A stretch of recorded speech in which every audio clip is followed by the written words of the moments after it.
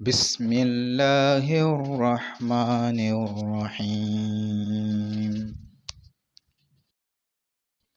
ألف لام ميم.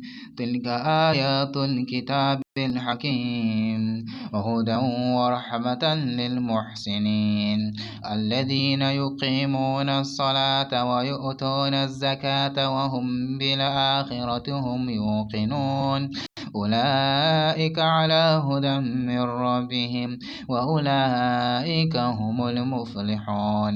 ومن الناس من يشتري لهو الحديث ليضل عن سبيل الله بغير علم ويتخذها هزوا أولئك لهم عذاب مهين. وإذا تتلى عليه آياتنا ولى مستكبرا كأن لم يسمعها كأن في أذنيه وقرا فبشره بعذاب أليم. إن الذين آمنوا وعملوا الصالحات لهم جنات النعيم خالدين فيها وعد الله حقا وهو العزيز الحكيم. خلق السماوات بغير عمد ترونها وألقى في الأرض رواسي أن تميد بكم وبث فيها من كل دابة وأنزلنا من السماء ماء فأنبتنا فيها من كل زوج كريم. هذا خلق الله فأروني ماذا خلق الذين من دونه بل الظالمون في ضلال مبين. ولقد آتينا لقمان الحكمة أن يشكر لله ومن يشكر فإنما يشكر لنفسه ومن كفر فإن الله غني حميد. وإذ قال لقمان لابنه وهو يعظه يا بني لا تشرك بالله إن الشرك لظلم عظيم. ووصينا الإنسان بوالديه حملته أمه وهنا على وهن وفصاله في عامين أن اشكر لي ولوالديك إلي المصير. وإن جاهداك على أن تشرك بي ما ليس لك به علم فلا تطعهما وصاحبهما في الدنيا معروفا واتبع سبيل من أناب إلي ثم إلي مرجعكم فأنبئكم بما كنتم تعملون.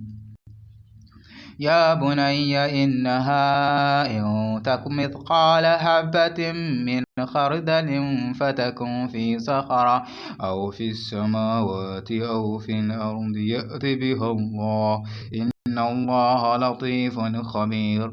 يا بني أقم الصلاة وأمر بالمعروف وانه عن المنكر واصبر على ما أصابك إن ذلك من عزم الأمور. ولا تصعر خدك للناس ولا تمش في الأرض مرحا إن الله لا يحب كل مختال فخور.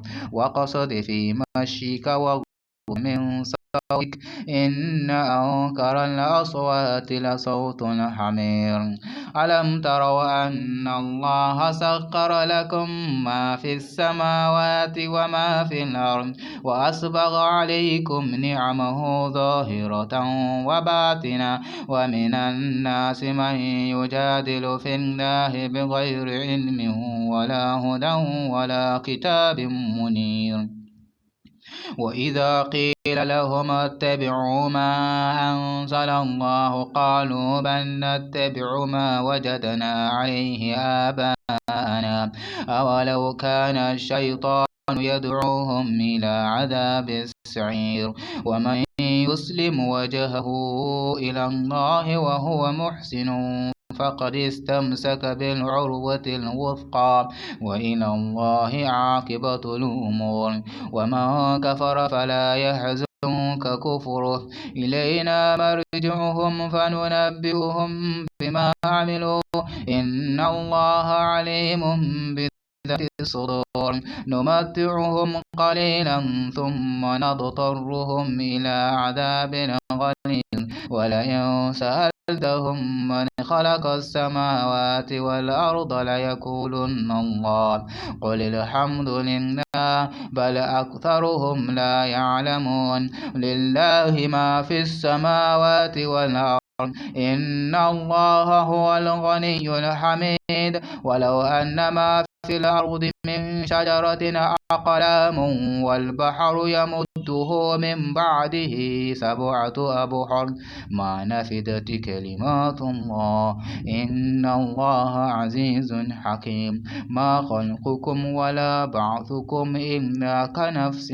واحدة إن الله سميع بصير ألم تر أن الله يولج الليل في النهار ويولج النهار في الليل وسخر الشمس والقمر كل يجري إلى أجل مسمى وأن الله بما تعملون خبير ذلك بأن الله هو الحق وأن ما يدعون من دونه الباطل وأن الله هو العلي الكبير ألم تر أن الفلك تجري في البحر بنعمة الله ليريكم من آياته إن في ذلك لآيات لكل صبار شكور وإذا غشيهم موج كالظلل دعوا الله مخلصين له الدين